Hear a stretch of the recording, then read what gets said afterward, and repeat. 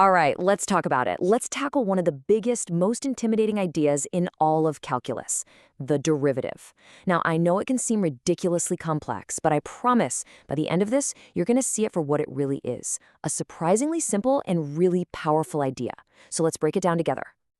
You ever have that feeling staring at a page of numbers and symbols until it all just dissolves? Well, this is a real quote from someone learning about derivatives, and honestly, it just perfectly captures that feeling of your brain turning to total mush. If you have ever been there, trust me, you are in exactly the right place. And I mean that, seriously. This is such a common hurdle. But the good news, the really good news, is that the core concept isn't actually that hard. We just need the right analogy, the right way to look at it to make it finally click. And that's exactly what we're going to do. So what is this whole mashed potatoes problem anyway? Well, think back to algebra. We all learned how to find the slope of a straight line, right? You know, rise over run. Simple enough. But what happens when that line isn't straight anymore? What happens when it starts to curve and bend? That's where things get messy. That's where the confusion starts. And this right here is the heart of the challenge. On a curve, the steepness, the slope, is changing all the time. At every single point, it's a little different. So how in the world do you measure the slope at just one specific single instant on that curve? The old rules just don't work. We need a totally new way of thinking. And that new idea? Well, it's best understood with a real-world example. So let's just forget about the formulas and the X's and Y's for a minute. Let's think about something you've probably seen 1,000 times. A car speedometer. This little dial, this is the key. This unlocks the entire concept. Just think about a road trip. Your average speed is easy to figure out, right? It's the total distance you traveled divided by the total time it took. It's the big picture view of your journey. But your instantaneous speed? That's what your speedometer shows you at any given moment. It's not the average, it's your speed right now. One's an overview, the other is a snapshot. And that's it. That is the derivative. That number on your speedometer, that instantaneous speed, that is a derivative. It's the rate of change of your position at one single moment of time. So a derivative is nothing more than the slope of a curve at one specific point. It's just a mathematical speedometer. Okay, so we know what we want to find, that slope at a single point. But how do we actually calculate it? Well, this brings us to a really brilliant, clever little trick in math called the limit. And don't get nervous, it's not another scary concept. It's more like a genius workaround for a problem that seems impossible to solve. Because here's the impossible problem. The classic slope formula, rise over run, needs two different points. It has to.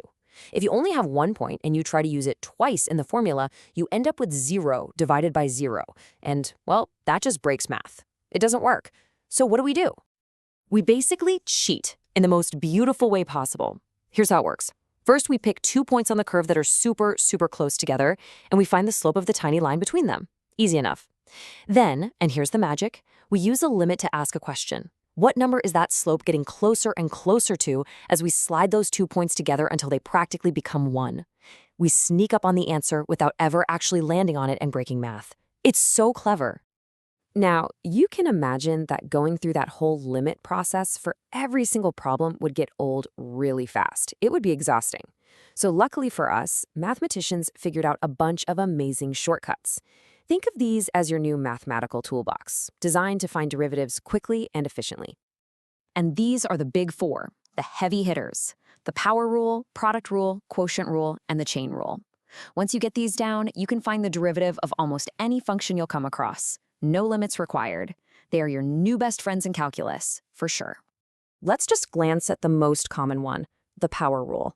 This is your go-to for any function with an exponent, like x squared or x to the fifth. All you have to do is take that exponent, bring it down to multiply in the front, and then subtract 1 from the original exponent.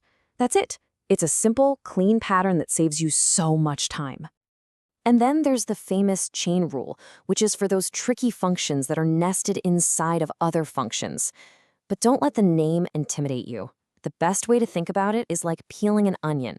You take the derivative of the outermost layer first, then you move to the next layer inside, take its derivative, and you just multiply them all together. It's a step-by-step process.